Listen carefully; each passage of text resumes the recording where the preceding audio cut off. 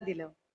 त्या सर्व महामानवांना, महानायिकांना विनम्र अभिवादन करत, या शिवसेनेचा वटवृक्ष ज्यांनी वाढवला, रुजवला, घडवला, त्या वंदनीय बाळासाहेबांना अभिवादन करत, इथे या मंचावर उपस्थित शिवसेनेचे सन्माननीय नेते विनायक राऊत साहेब, सन्माननीय नेते भास्करदादा जाधव, सन्मान्य विरोधी पक्ष नेते अंबादासजी दानवे, पुण्याचे संपर्क प्रमुख आयुष्यमान सचिन भाऊ आहिर, मोदी आणि शहा यांना कायम ज्यांचं आव्हान वाटतं आणि ज्यांच्यासाठी न उलगडलेलं कोडं वाटतं, ते आमचे सन्माननीय पक्षप्रमुख आदरणीय उद्धव साहेब, मंचावरील मंचाच्या समोरील सर्व मान्यवर, इलेक्ट्रॉनिक आणि प्रिंट माध्यमांचे सर्व मान्यवर प्रतिनिधी, मी राऊत साहेबांचा नामोल्लेख थोडासा मागे ठेवला. काल परवा सर फार छान एका माणसाने लिहिले, फार सुंदर सोशल मीडियावरची एक पोस्ट आहे. एक अत्यंत सभ्य गृहस्थ एका गावामध्ये गेला. गावात गेल्यानंतर त्याने गावातल्या प्रमुखाला विचारलं, दादा गाव कसं आहे? ते म्हणले गाव एकदम चांगलं आहे. गावातली माणसं कशी आहेत? ते म्हणले गावातली माणसं सुद्धा चांगली आहेत. गाव चांगलं आहे, गावातली माणसं सगळी चांगली आहेत. मग तुमच्या इथं या वाड्यात इथं कोपऱ्यात ही भली मोठी काठी कशासाठी आहे? ते म्हणले गाव सगळं चांगलं आहे, माणसं सुद्धा चांगली आहेत. फक्त त्यांनी बिघडू नये. वळण बिघडलं आणि जरा काही त्यांनी इकडं तिकडं पाऊल टाकलं तर त्यांना जागेवर आणायची म्हणून ही काठी आहे. सर, महाराष्ट्राच्या राजकारणामध्ये जरा कोणी चुकला की ठोकला, या न्यायाने जी काठी गरजेची आहे, ती काठी म्हणजे आमचे सन्माननीय संजय राऊत साहेब आहेत. राजे हो, लोकसभांचा निकाल लागला आणि लोकसभेच्या निकालानंतर जर कुणी काही बोललं नसतं तर नवल. त्यातली त्यात जे स्वतःला गावठी चाणक्य म्हणून घेतात, त्या फडणवीस साहेबांनी दोन शब्द अत्यंत त्यांचे लाडके शब्द झालेले आहेत आणि त्या दोन शब्दांना त्यांनी महाराष्ट्राच्या राजकारणात वारंवार वारंवार उच्चार करायचा प्रयत्न केला. त्यातला एक अर्थमॅटिक आणि दुसरा फेक नरेटिव्ह. यातल्या अर्थमॅटिक शब्दावर जेव्हा जेव्हा फडणवीस साहेब बोलले तेव्हा तेव्हा मला असं वाटलं की फडणवीसांना अर्थमॅटिक मधलं काही ढेकळं कळत नाही. ते वारंवार जेव्हा अर्थमॅटिक असा शब्द उच्चारतात तेव्हा मुळात त्यांना महाराष्ट्रातलं अर्थशास्त्र आणि इथली आर्थिक घडी बसवण्याच्या दृष्टिकोनातनं एकही शब्द कळत नाही. कारण जर त्यांना अर्थमॅटिक कळलं असतं तर त्यांनी लाडकी बहीण योजनेसारखी योजना, जी निव्वळ मतांवर डोळा ठेवत आणि मतांच्या साठी म्हणून, म्हणजे अनेक ठिकाणी सोशल मीडियावर मध्ये सुद्धा आता ट्रेंड चालू आहे की भाजपाला आली मताची कडकी म्हणून आता यांना वाटायला लागली बहीण आपली लाडकी. अशा पद्धतीनं या सगळ्या लोकांनी ही योजना आणली. मला सातत्याने मी अर्थमॅटिकचा काय इथे संबंध लावते त्याचं कारण सांगितलं पाहिजे की महाराष्ट्रामध्ये सातत्याने अंगणवाडी सेविका असतील, आशा वर्कर असतील, हेल्थ सेंटरच्या प्रायमरी हेल्थ सेंटर मधल्या आमच्या सगळ्या परिचारिका बहिणी असतील, विना अनुदानितच्या शिक्षिका असतील, या सगळ्या मायमाऊल्यांचे पगार, ज्यांचा हक्काचा कष्ट केलेला पगार आहे, जो पगार त्या सातत्याने मागतात, तो पगार सरकार त्यांना देत नाही. तिथे पगार द्यायला त्यांच्याकडे अजिबात पैसे नाही आहेत. मात्र एका योजनेसाठी मात्र ते पुढे येतात. बरं, जेव्हा ते योजनेसाठी पुढे येतात, खरं तर मी महिला सक्षमीकरणावर अजिबात जास्त वेळ घालवणार नाही, कारण माझं काम दानवे दादांनी फार सोपं केलंय आणि त्यांनी बऱ्यापैकी या योजनांची उजळणी केली आहे. पण माया हो, ज्या सगळ्या आमच्या ज्या बहिणी बसलेल्या आहेत, मला एक तुम्ही सांगा, तुमचं वय साधारणतः 40 असेल, 50 असेल, 60 असेल, जे काही असेल ते असेल. तुमच्या भावाचंही वय तुमच्याच बरोबरीने असेल, 25 असेल, 35 असेल, 45 असेल, 65 असेल. माय तुमचा भाऊ हा तुम्हाला आता अचानक मिळाला का तुम्ही जन्माला तुमच्या जन्मापासून मिळाला? जन्मापासून मिळाला. आता मला असं सांगा की जर शिंदे साहेबांचं वय साधारणतः 60च्या पुढचं वय आहे, तर शिंदे साहेबांना बहिणी या जन्मापासून झालेल्या असतील ना? 60 वर्षामध्ये महाराष्ट्रातली एक पण माय माऊली त्यांची बहीण नव्हती आणि अचानक या सगळ्या बायका त्यांच्या बहिणी झाल्या. मला काही म्हणजे कोणच उलगडत नाहीये की या बायका आधी बहिणी नसतात. 21 वर्ष आधीची बहीण नसते आणि ती 21 वर्षाच्या नंतरची डायरेक्ट बहीण होते. हे कोण काही मला म्हणजे दया कुछ गडबड आहे. बरं, या सगळ्या बहिणींमध्ये सुद्धा काही बहिणी लाडक्या आहेत आणि काही बहिणी दोडक्या का बरं आहेत ते कळत नाही. काही बहिणी त्यांच्या प्रचंड लाडक्या आहेत. म्हणजे पूजा खेडकरच्या प्रकरणामध्ये जर युपीएससी सांगते ऑब्जेक्शन घेते, कॅट ऑब्जेक्शन घेत आणि त्याच वेळेला डिपार्टमेंट ऑफ पर्सनल ट्रेनिंग मात्र त्यांना क्लिअरन्स देतं. डिपार्टमेंट ऑफ पर्सनल ट्रेनिंग अखत्यारीत येतो ते मोदीजींच्या. तिथे तिला क्लिअरन्स मिळतो. म्हणजे पूजा खेडकर ही एक लाडकी बहीण होते. इकडे राज्यामध्ये सुद्धा ओबीसीचं अवनत गटाचं प्रमाणपत्र तिला मिळतं. ते शिंदे साहेबांच्या कारकिर्दीत मिळतं.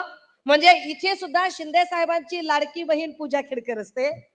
पुण्यामधलं आरोग्य प्रमुखाचं जे पद आहे ते पद पुण्यातल्या सगळ्या सेवा ज्येष्ठतेचे नियम डावलून पुण्यातले जे सगळे सिनियर डॉक्टर्स आहेत, जे सरकारी रुग्णालयांमध्ये सेवेत आहेत, त्या सगळ्यांना डावलून डॉक्टर मानसी नावाच्या एका अत्यंत नवागत डॉक्टरला ते पद दिलं जातं.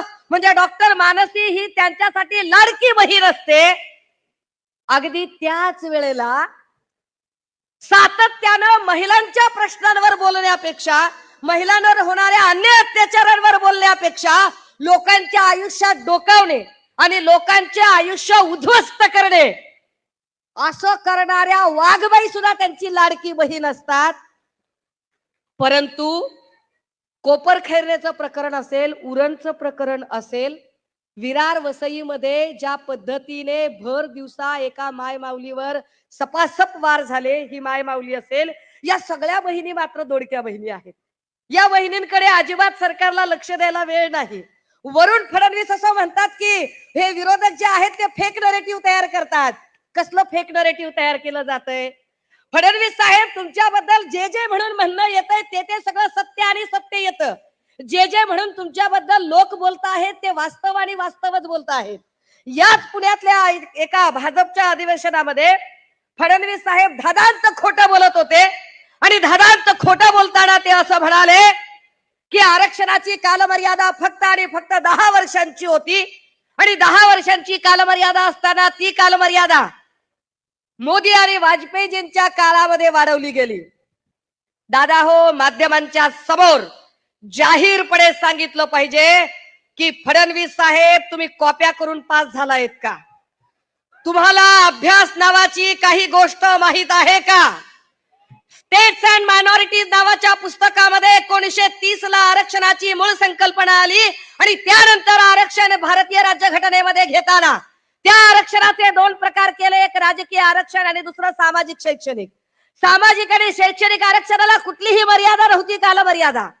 कालमर्यादा होती ती फक्त आणि फक्त राजकीय आरक्षणाला. पण फडणवीस साहेब म्हणतात तीच कालमर्यादा मोदी आणि वाजपेयींच्या काळात वाढवली गेली. फडणवीस साहेब, महाराष्ट्रातली जनता धोत्रावर इन करत नाही. महाराष्ट्रातली जनता डोसक्याला गोड तेल लावत नाही. भारतीय राज्यघटना 1950 ला पारित झाली. 50 ला आरक्षणाची संकल्पना आली. 50 पासून 10 वर्ष म्हणजे 1960. 60 ला भाजपचं सरकार केंद्रात होतं का? 60 ला ज्यांनी आरक्षणाची मर्यादा वाढवली ती काँग्रेस होती. त्यानंतर 70 ला सुद्धा तुम्ही सत्तेमध्ये नव्हतात. मोदीजी तर कुठल्या तरी रेल्वे स्टेशनवर चाय पीत विकत असतील. पण तुम्ही आणलं कुठून हे नरेटिव्ह? फडणवीस साहेब, धादांत खोटं बोलत तुम्ही एक एक गोष्ट लोकांच्या गळी उतरवायचा प्रयत्न करता. आता त्यांनी एक नवा मुद्दा काढलाय. म्हणजे लाडक्या बहीण योजनेचं तर ते खोटं नरेटिव्ह करतात. लाडकी बहीण योजना म्हणताना म्हणतायत की आम्ही आमच्या बहिणींना सक्षम करतोय. जर बहिणींना खरंच सक्षम करायचं असेल आणि एवढा संस्कार, संस्कृती, लाडकी बहीण, लाडका भाऊ एवढं सगळं गोंजारत बसायचं असेल तर बहिणींनी उत्तर द्यायचं. बहिणींनो, तुमच्या घरामध्ये लग्न कार्य असेल, मोठा समारंभ असेल, काहीही कार्यक्रम असेल आणि तुम्ही तिथे गेलात आणि तुम्हाला आहेर दिला, भावाने तुम्हाला 1 लाखाची जरी साडी घेतली आणि तुमच्या नवऱ्याला काहीच दिलं नाही, तुमच्या लेकराला पण दिलं नाही. घेता तुम्ही? अरे इथं सगळे दाजी बेरोजगार आहेत, सगळे भाचरे उपाशी तपाशी फिरायला लागलेत. भाच्यांना काही नाही, दाजीला काही नाही, आणि बहिणीला 1500 रुपये द्यायची भाषा करतोय गडी. येड्यात करता होय आम्हाला तुम्ही. जर एवढी बहिणींची काळजी असेल ना फडणवीस साहेब आणि शिंदे साहेब, एवढीच बहिणीची तुम्हाला काळजी असेल तर महाराष्ट्रातले अवैध असणारे ड्रग्जचे सगळे कारभार, ज्यामुळे बहिणींचे नवरे आणि बहिणींची लेकरं ही उघड्यावर पडतायत, रस्त्यावर येत आहेत, उद्ध्वस्त होत आहेत, तर पहिल्यांदा सगळे दारूचे धंदे बंद करा, जुगार मटक्याचे धंदे बंद करा, मग बहिणींची काळजी असल्यासारखं सांगा. आणि राहिला प्रश्न फेक नरेटिव्हचा, काय काय काय बोलतात. तडीपार फॅन क्लबचे अध्यक्ष अमित शहाजी, हा संत तुकोबारायांनी सांगितलंय, अरे म्हणता कारे येते पेराल ते उगवते. जर तुम्ही पेरणी करत असाल तर उगवण करून पीक कापायची जबाबदारी आमची आहे, आम्ही ती फार इमाळे पार पाडू. हे तडीपार फॅन क्लबचे अध्यक्ष इथं येऊन आम्हाला शहाणपण सांगतात. आम्ही वारंवार सांगतोय की शाह साहेब आणि मोदीजी आम्हाला कायदा नक्की शिकवावा, आम्हाला कायदा नक्की शिकवावा. पण आम्हाला कायदा कुणी शिकवावा? आम्हाला कायदा डॉक्टर बाबासाहेब आंबेडकरांनी शिकवावा. आम्हाला कायदा गोधरा हत्याकांडातल्या तडीपार गुंडांनी शिकवू नये. आम्हाला कायदा अशा लोकांनी शिकवू नये ज्यांच्या कपड्यावर जस्टिस लोयाच्या रक्ताचे डाग आहेत. अशा लोकांनी आम्हाला कायदा शिकवायची गरज नाही. राहिला प्रश्न आजचा सचिन वाझेचा, काय म्हणजे चाइल्डिश प्रकार आहे.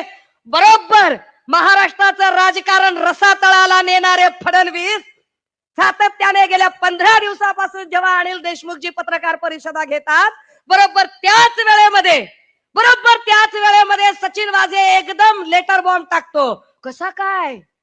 सन्माननीय संजय राऊत साहेबांवर कारवाई झाली, अनिल देशमुख साहेबांवर कारवाई झाली, नवाब मलिकजींवर कारवाई झाली. मलिक राऊत देशमुख तिघांनाही कधीही न्यायालयाकडे नेताना, रुग्णालयात तपासणीसाठी नेताना एकदाही माध्यमांशी बोलण्याचा कुठलाही स्कोप नव्हता. तो स्कोप नेमका सचिन वाझेला कसा काय मिळू शकतो? मिळतो तर मिळतो. एवढे दिवस काय झोपी गेला होता का सचिन वाझे? ते त्याला आजच आठवतं नेमकं. तिसरी गोष्ट, जेव्हा वाझे हे सगळं बोलायला लागतो तेव्हा तो सांगतोय की मी फडणवीस साहेबांना पत्र लिहिलंय. Who is Fadnavis? Who is Fadnavis? फडणवीसांना पत्र लिहिण्याचा संबंधच काय येतो जर फडणवीस स्वतः संशयाच्या भोवऱ्यात आहेत? फडणवीसांवर सातत्याने सगळीकडून हल्ले आणि आरोप होत आहेत. जर पत्रच लिहायचं असेल तर इथली न्याय संस्थेशी संबंधित प्राधिकृत संस्था, सीबीआय सारखी संस्था असेल आणि त्यांना पत्र लिहिलं तर आम्ही समजू शकतो. फडणवीस काय सीबीआयचे डायरेक्टर आहेत का? येड्यात कुणाला करता? फडणवीस साहेब महिला सक्षमीकरणावर जेव्हा आम्हाला बोलायला सांगितलं, खरं तर आम्हाला तुमच्यावर म्हणजे काय, आता जाऊ दे, माझ्याकडे वेळ कमी आहे, परंतु तुम्ही महिलांना तर सक्षम करत नाही, महाराष्ट्राला सक्षम करत नाही. पण ज्या पद्धतीने डेली सोपच्या मालिका असतात ना, ज्या डेली सोपच्या मालिकांमध्ये महिला व्यायाम असतात, खलनायिका असतात, अशा काही खलनायिका तुम्ही भाजपच्या माध्यमातून पेरता आणि दुसऱ्यांची आयुष्य उद्ध्वस्त करता. तेव्हा फडणवीसांना हे सगळ्यात सांगितलं गेलं पाहिजे की साहेब अभी आपका टाइम ओव्हर हो गया है, बिलकुल ओव्हर हो गया है. ही निवडणूक आम्ही ताकदीनं लढणार आहोत, जिंकणार आहोत. आणि आमच्या सगळ्या माय मावल्या 1500 रुपये जरी त्यांनी दिले तर काही उपकार केला नाही. बापाच्या प्रॉपर्टीत आपला बरोबरीचा वाटा असतो आहे आणि महाराष्ट्र आमच्या बापाचा आहे, फडणवीसांचा नाही. त्यामुळे महाराष्ट्रातलं जे जे हक्काचं आहे ते आम्हाला मिळवू, आम्हाला मिळेल. त्यासाठी तुम्ही आम्हाला 1500ची खैरात करायची कारण नाही. तुम्ही अदानीला 1700 कोटीचा पॅकेज देता आणि आम्हाला 1500चा खाऊ देऊन गप्प राहायला सांगाल तर आम्ही राहणार नाही. पण या निमित्ताने या अधिवेशनामध्ये खरं तर क्षमा मागून राऊत साहेबांची, भास्कर दादांची, पक्षप्रमुखांची क्षमा मागून आम्हाला प्रामाणिकपणे सांगावंसं वाटतं की सर, आमच्या काही जागा ज्या आहेत आता तरी किमान या वेळेला प्रेमापोटी जाऊ नयेत, त्या जागा आम्हाला आणि आम्हालाच मिळायला हव्यात. उदाहरणार्थ आम्हाला पुण्यातली हडपसरची जागा असेल, वडगाव शेरीची जागा असेल, कोथरूडची जागा असेल, या जागा आम्हाला मिळायला हव्यात. आम्ही त्या हक्काने आपल्याकडे विनंती करतोय.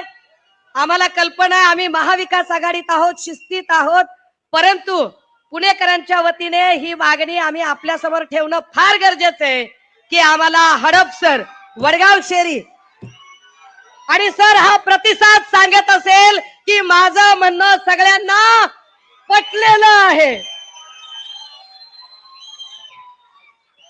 मी आपल्या सगळ्यांकडून एक सेकंड, जरा जोरात जोरात साहेब येणार आहेत.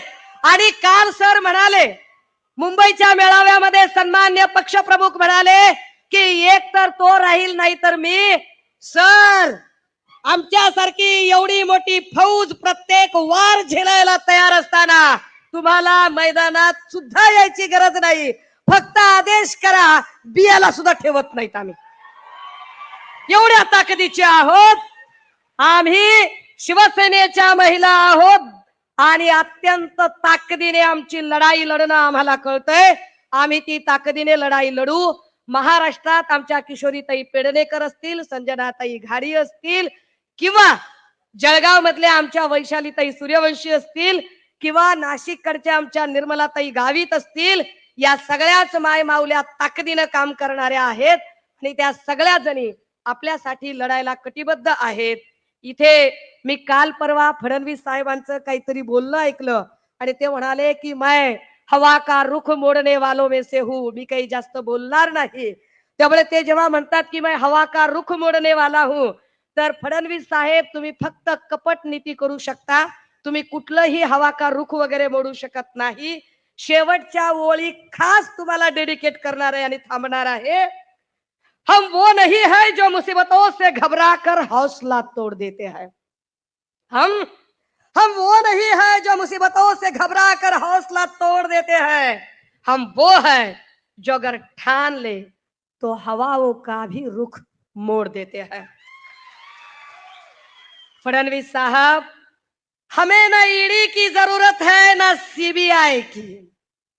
हमें ना सीबीआई की, ना 50-50 अपने सीने पे रखकर हम लोहे की सलाखें भी तोड़ देते हैं. अब ना दिल है, ना वो दीवाने, ना वो मैकश, ना वो मैखाने. अब ना वो दिल है, कारण ही युती ज्या मुंडे साहेबांनी वगैरे ती कुणीच माणसं राहिली नाहीत, ना वाजपेयी साहेब राहिले, ना ती विचारधारा जपणारी भाजपा राहिली. अब ना वो दिल है, ना वो दीवाने, ना वो मैकश, ना वो मैखाने. फडणवीस साहब, नामचीन जितनी पीते हैं ना, फडणवीस साहब, नामचीन जितनी पीते हैं ना, अक्सर हम उतनी पैमाने में छोड़ देते हैं. हम उद्धव साहब के वह शिव सैनिक है जो हवाओं का रुख मोड देते हैं. कुणाच्याही भावना दुखवायच्या नव्हत्या, पण दुखल्याच असतील तर त्याला माझा नाईलाज आहे. मला असंच बोलायचं होतं.